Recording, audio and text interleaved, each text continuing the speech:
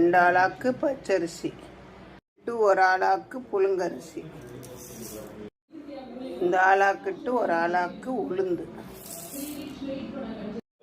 1 spoon வெந்தயம், 1 spoon நல்லா 2 அலசு அலசிட்டு நல்லா தண்ணி ஊற்றி ஊற வச்சுருங்க. ஃபுல்லாக அரிசி முழுகிற அளவுக்கு.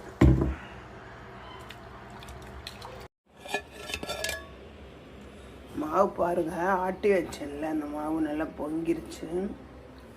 இப்போ நான் அதில் உப்பு போட்டுட்டு கலந்து விட போகிறேன். உப்பு போட்டு கலந்தாச்சு. Good morning. ஓகே, என்ன பண்ணிகிட்ருக்க? என்ன பண்ணிட்டு டிவி பார்த்துட்டு இருக்கியா? சரி, ஏதாவது ஒர்க் பண்ணுறியா இனிமேல்? ஒர்க் பண்ணுறேன். அப்புறம் சொல். எனக்கு தான் ஒர்க்கு கொடுங்க, நான் செய்கிறேன். காலையில் எனக்கு புளி பணியாரம் செஞ்சு. என்ன புளி பணியாரமா? புளி பணியாரம் செஞ்சு கொடுங்க, கறி குழம்பு வச்சு கொடுங்க. அப்படியா?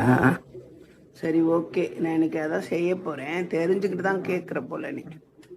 சரி, ஓகே, நான் உனக்கு செஞ்சு தரேன். நீ போய் அமைதியாக உட்காரு, சரியா?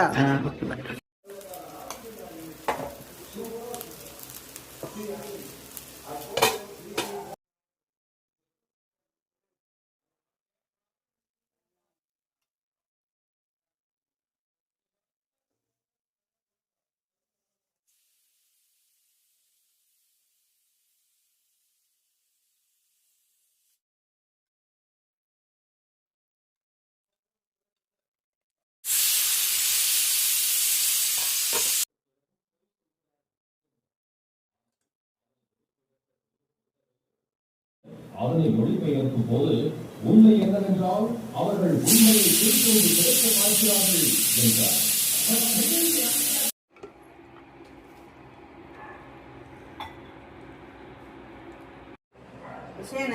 இன்னைக்கு நீ என்கிட்ட என்ன கேட்ட?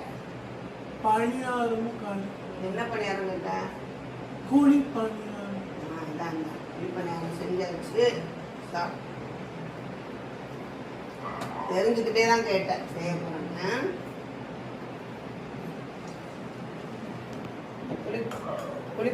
பணியாரத்துக்கு என்ன வச்சிருக்கேன்? கறி குழம்பு. சூப்பர்ல. சாப்பிடு.